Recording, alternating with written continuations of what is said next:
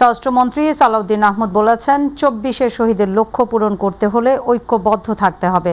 তিনি বলেন, জুলাই গণ অভ্যুত্থানে পর্দার অন্তরালে আন্দোলন সফলের মূল ভূমিকা রেখেছেন তারেক রহমান। দুপুরে বাংলাদেশ চীন মৈত্রী সম্মেলন কেন্দ্রে জুলাই স্মরণ সভায় তিনি কথা বলেন। মন্ত্রী আরও বলেন, আওয়ামী লীগের দাফন হয়েছে দিল্লিতে, দলটি কোনোদিন রাজনীতি করতে পারবে না। দ্রুত দল হিসেবে আওয়ামী লীগের বিচারও শুরু হবে। অনুষ্ঠানে আইনমন্ত্রী মোহাম্মদ আসাদুজ্জামান বলেন, বাংলাদেশ জুলাই সনদকে নিয়ে দুই ভাগে বিভক্ত, এর এক পক্ষ বিভ্রান্ত করছে। এক পাশে সার্বভৌমত্ব ধ্বংস করতে চায়, অন্য পাশ গণতন্ত্র ধ্বংস করতে চায়। তাদের বিরুদ্ধে সবাইকে সাবধানে থাকতে হবে। আওয়ামী লীগের রাজনৈতিক পতন হয়েছে, আওয়ামী লীগের রাজনৈতিকভাবে নিপাত হয়েছে, নির্মূল হয়েছে, দাফন হয়ে গেছে দিল্লিতে।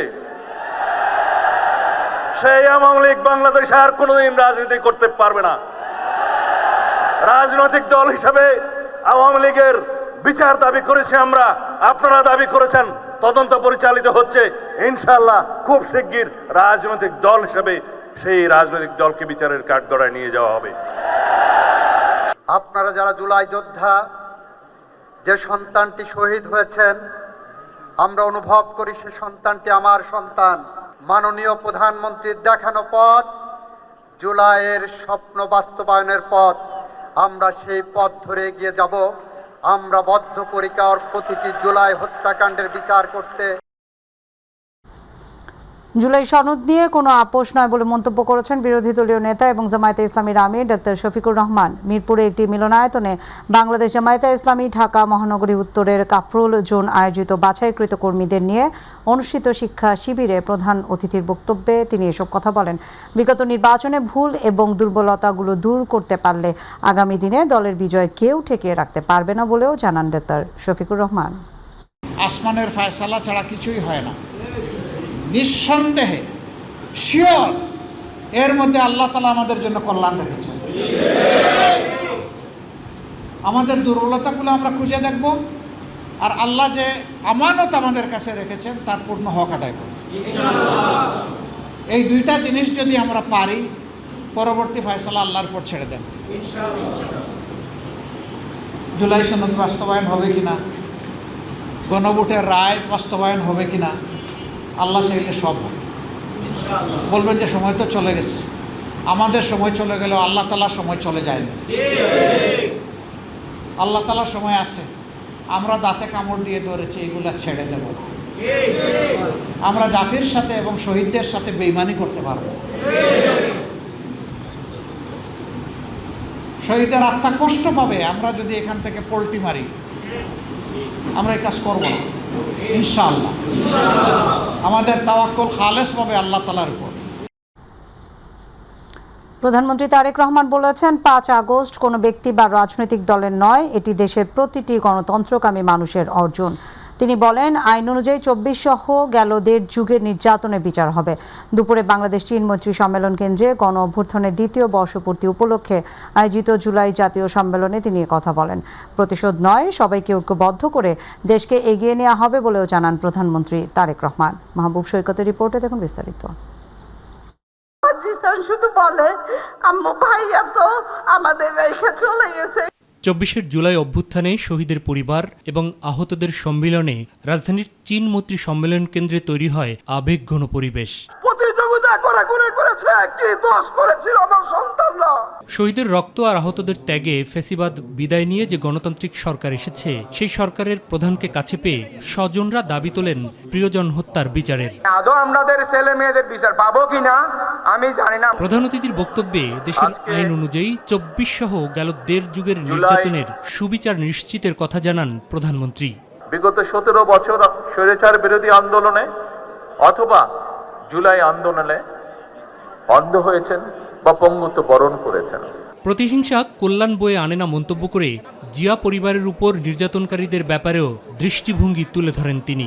আমি যদি আমার মাকে জিজ্ঞেস করতাম যে আপনি কি চান আপনার সাথে যে অবিচার অন্যায় হয়েছে তার প্রতিশোধ আমি নেই, কারণ সেই প্রতিশোধ নেবার ক্ষমতা আল্লাহ রাব্বুল আলামিন আমাকে দিয়েছেন। আমার মায়ের সন্তান হিসাবে আমি নিশ্চিত আমার মা আমাকে বলতেন তোমার দায়িত্ব দেশের সকলকে ঐক্যবদ্ধ করে সামনে এগিয়ে যাওয়া, দেশকে সামনে নিয়ে যাওয়া। আমি যদি আমার ভাইটিকে জিজ্ঞেস করতে পারতাম যে তুমি কি চাও তোমার সাথে যে অন্যায়, যে অবিচার হয়েছে, যেভাবে তোমাকে মৃত্যুর মুখে ঠেলে দেওয়া হয়েছে, যারা এর জন্য দায়ী তাদের বিরুদ্ধে আমি প্রতিশোধ নেই, কারণ সেই ক্ষমতা আল্লাহ আমাকে এখন দিয়েছেন। আমি নিশ্চিত দুভাই আমরা একসাথে বড় হয়েছি, তাকে আমি চিনি, তাকে আমি জানি, একই রক্ত আমাদের শরীরে প্রবাহিত। আমার ভাইটিও সেই একই উত্তর দিত যে উত্তরটি আমার মা আমাকে দিতেন। প্রিয় ভাই বোনেরা, জাতিকে বিভক্ত নয়, ২৪-এর আকাঙ্ক্ষাকে ধারণ করে বিএনপি ঐক্যবদ্ধ দেশ গড়তে চায় বলেও জানান ক্ষমতাসীন দলটির চেয়ারম্যান তারেক রহমান।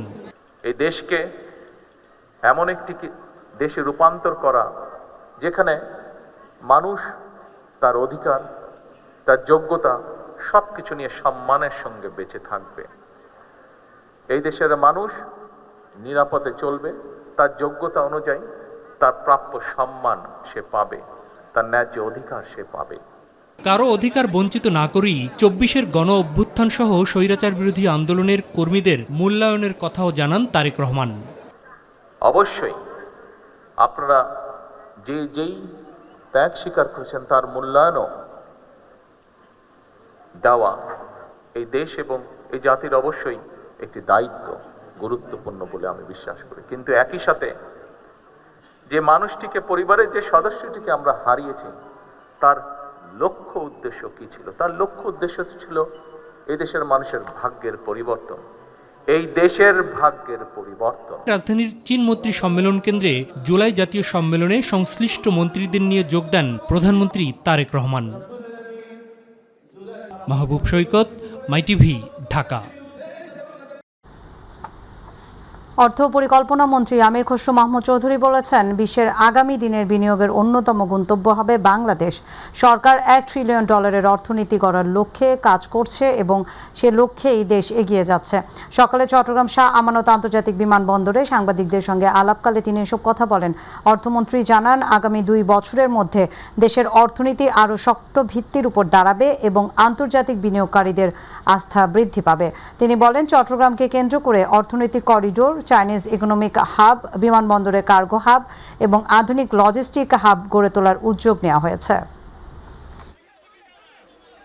এত বড় একটা বাজেট একটা কঠিন সময়ে, যে আমরা যেটা বিগত সরকারগুলো থেকে ইনহেরিট করেছি, মধ্যপ্রাচ্যের যুদ্ধের কারণে যেটা ক্ষতিগ্রস্ত হয়েছে, অর্থনীতিতে এখন খুবই খারাপ অবস্থায় আছে। যেটা আমরা পেয়েছি এখান থেকে আগে বেরিয়ে আসতে হবে, এই ভঙ্গুর অর্থনীতি থেকে বেরিয়ে এসে স্থিতিশীল করতে হবে, তারপরে সম্ভাবনার দিকে যাব, তারপরে অর্থনীতি তার যে আমরা এই যে প্রসপ্যারিটি যেটা বলতেছি সেটা শুরু হয়ে যাবে 3য়-4র্থ বছর থেকে হয়ে যাবে ইনশাআল্লাহ, এবং অর্থনীতি ঘুরে দাঁড়াবে। বাংলাদেশ তার যে সম্ভাবনাকে সেটা পুরোপুরি কাজে লাগিয়ে আমরা বিশ্বের অন্যতম অর্থনীতিতে পরিণত হওয়ার $1 ট্রিলিয়ন অর্থনীতির যে আমরা যে ফোরকাস্ট করেছি সেদিকে আমরা এগিয়ে যাব ইনশাআল্লাহ।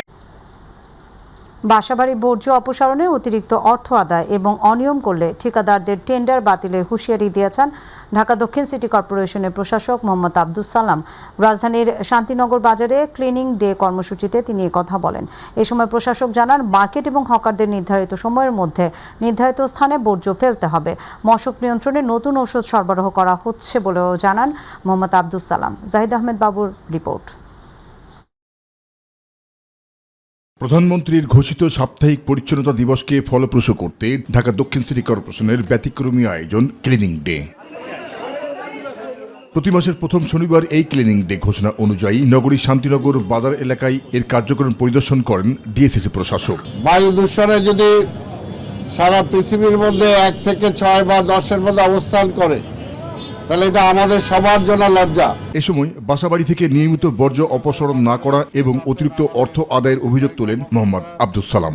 এখন পর্যন্ত বিভিন্ন জায়গায় কমপ্লেন আসছে, অনেক জায়গা থেকে তারা নিয়মিত আবর্জনা পরিষ্কার করছেন না, বা কোথাও কোথাও কমপ্লেন আছে যে তারা বেশি টাকা দাবি করছেন। যদি আমরা দেখি যে আমাদের এই সিস্টেমটা ওয়ার্ক করছে না, তারা জবরদস্তি করছে, তারা নিয়মিত নিচ্ছে না, তাহলে আগামী টেন্ডার আমরা এইভাবে এই প্রসেসে আমরা কোনো টেন্ডার করব না। নগরীর মার্কেট ও হকারদের নির্ধারিত সময়ের মধ্যে বর্জ্য ফেলার তাগিদ দিয়ে মশক নিয়ন্ত্রণে নতুন ওষুধ সরবরাহ করা হয়েছে বলেও জানান তিনি। ঢাকা শহরে আজকে হকার বিভিন্ন জায়গায় ব্যবসা প্রতিষ্ঠান তারা করছে, কিন্তু তাদের আশেপাশে তারা যেভাবে পরিষ্কার রাখার সেটা তারা পরিষ্কার রাখছে না।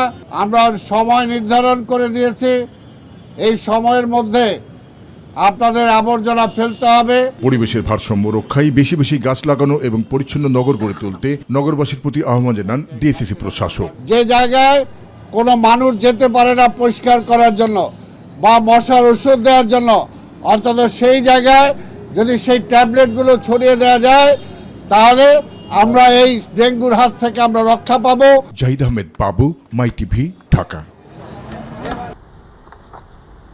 দেশের কৃষি ব্যবস্থাপনাকে আধুনিক এবং তথ্য ভিত্তিক করতে সরকার কৃষক কার্ড চালু করেছে বলে জানিয়েছেন কৃষিমন্ত্রী আমিন উর রশিদ। চট্টগ্রাম সার্কিট হাউসে কৃষি বিভাগের কর্মকর্তাদের সঙ্গে মতবিনিময় সভা শেষে তিনি বলেন, কৃষক কার্ডের মাধ্যমে উৎপাদন এবং বাজার ব্যবস্থাপনার সমন্বয় হবে, কমবে মধ্যস্থতা ভোগীদের দৌরাত্ম্য এবং কৃষকরা পণ্যের ন্যায্য মূল্য পাবে। তিনি জানান, ধান, গম, পাটের পাশাপাশি মৎস্য এবং প্রাণী সম্পদ খাতের সংশ্লিষ্টরাও এই কার্ডের আওতায় আসবেন। একই সঙ্গে ইলিশ উৎপাদন বৃদ্ধি, জেলেদের বিকল্প আয়ের সুযোগ সৃষ্টি এবং আন্তর্জাতিক বাজারে ইলিশ রপ্তানি বাড়ানোর পরিকল্পনার কথাও জানান কৃষিমন্ত্রী।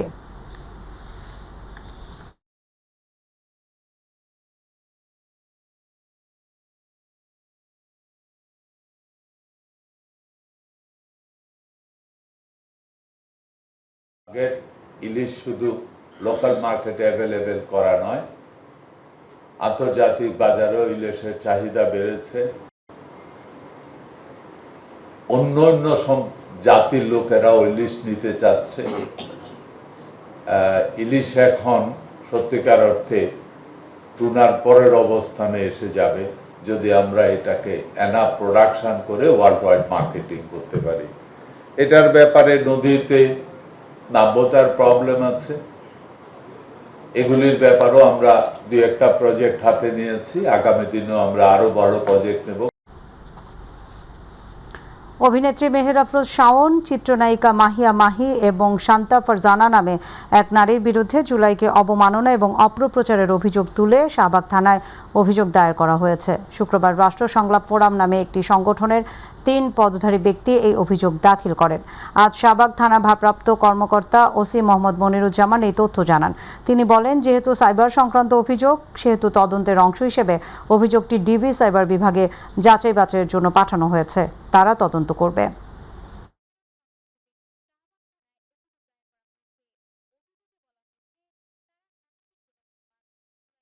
চিকিৎসা সেবায় যে পরিমাণ বরাদ্দ যায় তার একটি বিশাল অংশ হারিয়ে যায় বলে মন্তব্য করেছেন বাণিজ্য মন্ত্রী খন্দকার আব্দুল মুক্তাদির।